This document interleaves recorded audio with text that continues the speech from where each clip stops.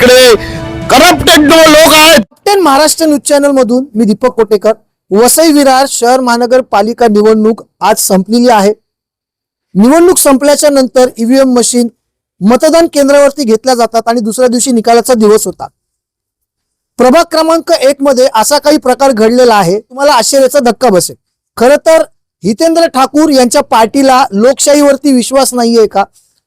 आज बहुतेक ठिकाणी मतदार केंद्रावरती हा प्रकार घडलेला आपल्याला दिसतोय.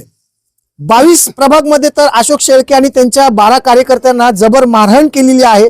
आणि इथे तर चक्क ज्यामध्ये ईव्हीएम मशीन आहेत त्या ईव्हीएम मशीन मध्ये काशीनाथ पाटील आतमध्ये घुसलाय आणि 2 ते 3 महिला सहकारी त्यांच्या सोबत आहेत. एवढंच नाही तर त्यांनी ईव्हीएम मशीन खोलण्याचा देखील प्रयत्न केलेला आहे. याचा अर्थ नेमका काय काढावा, या सर्व विषयाशी बोलण्यासाठी आपल्यासोबत महाराष्ट्र उपाध्यक्ष आगरी सेना कैलास पाटील आणि भारतीय जनता पार्टीचे नेते आहेत. काका, काय घडले? नमस्कार.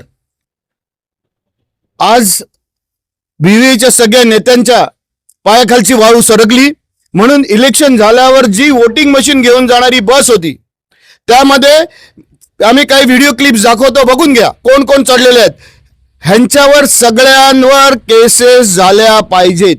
जर ह्यांना आज लोकशाहीवर यांचा विश्वास नाही आहे, आजपर्यंत 35 वर्ष बकाल करून ठेवणारा विरार वसई ह्या गुंडांना लोकशाहीवर विश्वास नाही आहे. आणि जिथे जिथे आम्ही बघतो एक आपल्या चंदनसर नाक्यावर एक बस अडवली आहे. ज्या ज्या लोकांनी हे केलेलं आहे त्याचा व्हिडिओ आम्ही तुमच्या समोर दाखवत आहोत. त्यांच्यावर ज्या इलेक्शन कमिशनच्या नॉर्म्स प्रमाणे जे त्यांच्यावर केसेस झाल्या पाहिजेत आणि त्यांना अटक झाली पाहिजे.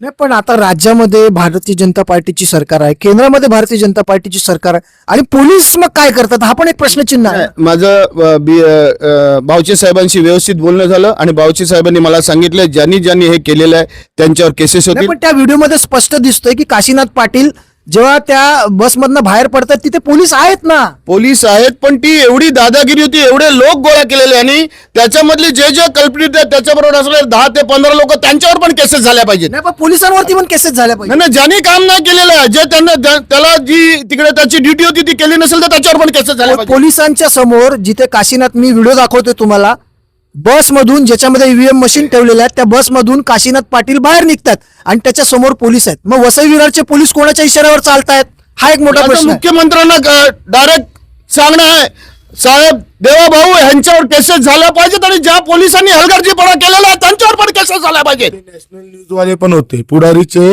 नॅशनल न्यूजवाले पण होते, पण ते कॅमेरा घेऊन लांब उभे होते. नॅशनल न्यूजवाले असताना तिकडे त्यांची न्यूज दाखवत नाहीत. ते लोक इकडे करप्टेड लोक आहेत. जे पण न्यूजवाले आहेत न्यूज दाखवणार आहेत त्यांच्यावर पण त्यांच्या संपादकांना मी माझा हात जोडून निवेदन आहे की असे जर तुमच्या इकडचे पत्रकार असेल तर यांना इकडून तुम्ही बरखास्त करा, एवढीच तुमच्याकडे मी प्रार्थना करू शकतो.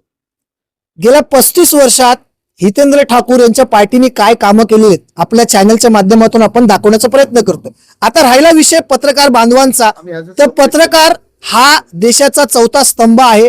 त्याला जी काही खरीखुरी बाजू आहे ती दाखवायला पाहिजे. थोड्या वेळापूर्वी 2 वाजता देखील असाच काहीसा प्रकार प्रभाग क्रमांक 7 मध्ये घडला. त्या ठिकाणी बातमी कव्हर करण्यासाठी आपण गेलो, पण काही पत्रकारांनी ती बातमी तोडून मोडून दाखवली. कशा प्रकारे बहुजन विकास आघाडीचे नेते ईव्हीएम मशीनचा डेमो तिकडल्या मतदारांना दाखवून त्या मतदारांना आकर्षित करत होते. आणि ज्यावेळेला आपण प्रशांत राऊत यांना विचारायला गेलो, प्रशांत राऊत यांनी आपल्याला शिवीगाळी केली. माझं सर्वच जे मोठ्या न्यूज चॅनलची संपादक आहेत त्यांना मी विनंती करतोय की तुमचे सहकारी या ठिकाणी कशा प्रकारे काम करतायत त्यांच्यावर जरा लक्ष ठेवा. तुम्ही तिकडे काम चांगलं करतायत, परंतु इथे आज मी या व्हिडिओच्या माध्यमातून हे व्हिडिओ तुम्हाला दाखवतोय की ज्या बसमध्ये ईव्हीएम मशीन ठेवलेल्या आहेत त्या बसमधना काशीनाथ पाटील दारू पियालेला दिसतोय. आज ड्रायडे आहे, मग याला दारू दिली कोणी? दारू पिलेला आहे ते कन्फर्म आहे. त्याची आजच पोलिसांनी त्याला अटक करून त्याची मेडिकल करा. खरं आहे, पोलिसांनी तात्काळ त्याला दाखल केला पाहिजे. आणि जेव्हा बसमधून काशीनाथ पाटील ईव्हीएम ठेवलेल्या बसमधून काशीनाथ पाटील बाहेर पडतोय आणि तिथे पोलीस समोर आहेत, मग हे पोलीस कोणाचं ऐकतायत? हे पोलीस कोणासाठी काम करतायत हे शोधणं काळाची गरज आहे. माझं इतर जे उमेदवार आहेत त्यांना सुद्धा निवेदन आहे, त्या ठिकाणी उबाटाचे देखील 3 उमेदवार आहेत, त्यांचं देखील भविष्य हे खराब करण्याचं काम कुठेतरी बहुजन विकास आघाडीच्या लोकांनी केलेलं आहे. आपल्या सर्वांना याविषयी काय वाटतं कमेंटच्या माध्यमातून आपली प्रतिक्रिया आम्हाला जरूर कळवा. Top 10 Maharashtra news, Vasai Virar.